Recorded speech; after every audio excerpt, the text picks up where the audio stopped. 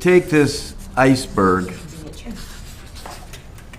and above the water line, as far as an image we want to work with, is the content that you're working on, the subject matter, the meat of the issue, your topic.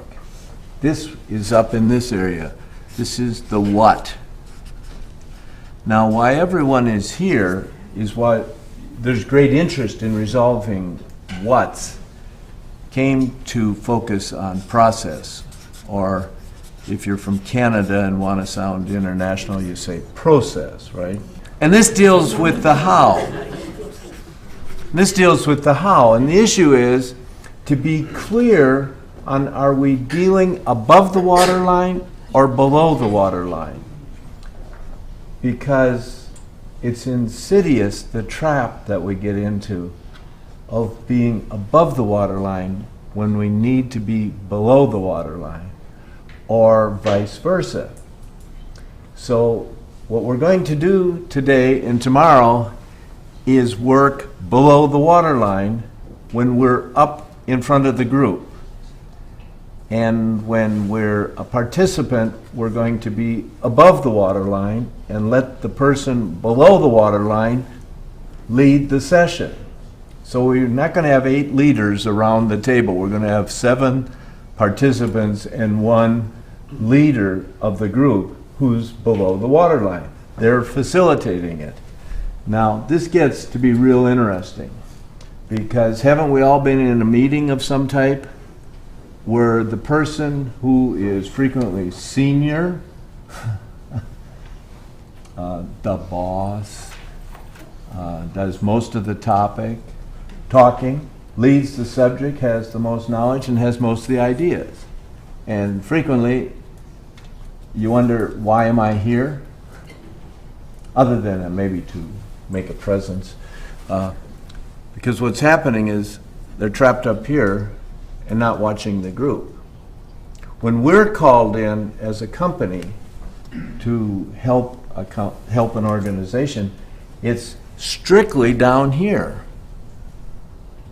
They have 15 people. They may have 200 years worth of above the waterline knowledge.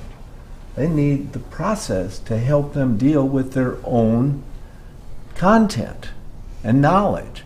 So this is where we're going to be working. Now, I don't want anybody leaving here saying, well, you have to be neutral to lead a session.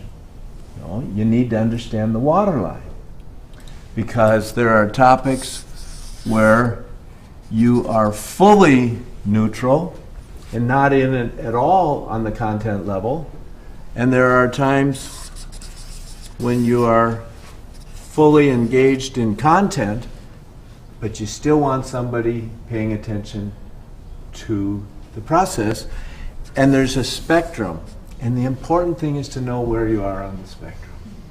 When we meet as the McNellis Company team, we're down over here, but somebody's always watching the process. And it's normally, guess who it isn't? Me. Guess who? Diane principally facilitates our group, because she's the drill master. We have to do this, That's Diane. I mean, she's a nursing manager. You ever had a nurse come in and say, what do you think? Would you kind of like to go have a bath now? Or what do you think? Why don't we have a little meeting here to see if you want to have a shot? Roll up your sleeve. We're going to give it to you. Isn't that that mindset? She makes a great facilitator for our team.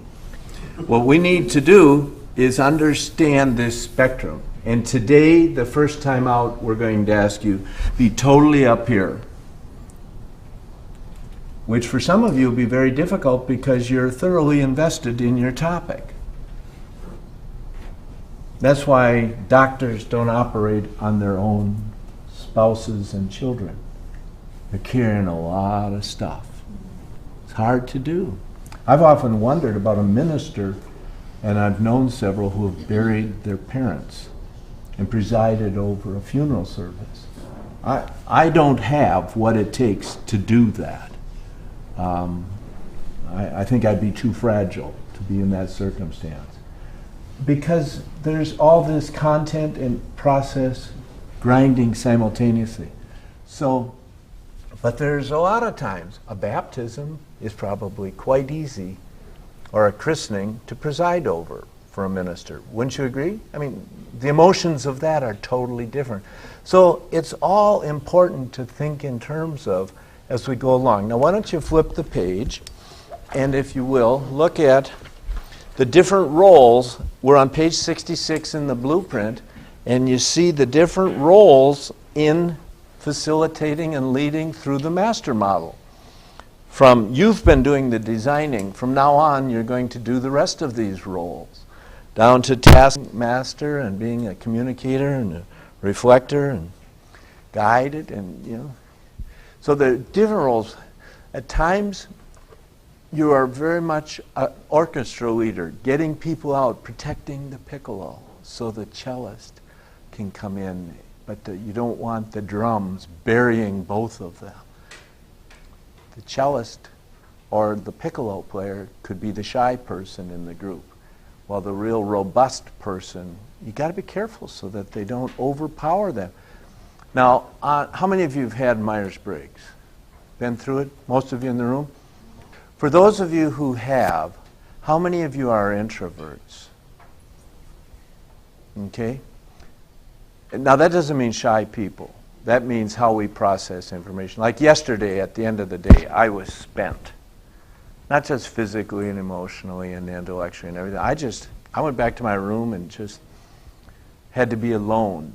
Now, I have a son, Mark, who, at the end of a day like that, he would want to go out and be with everybody because Jay's that way. People pump energy into him. He's always pumping and dealing with energy.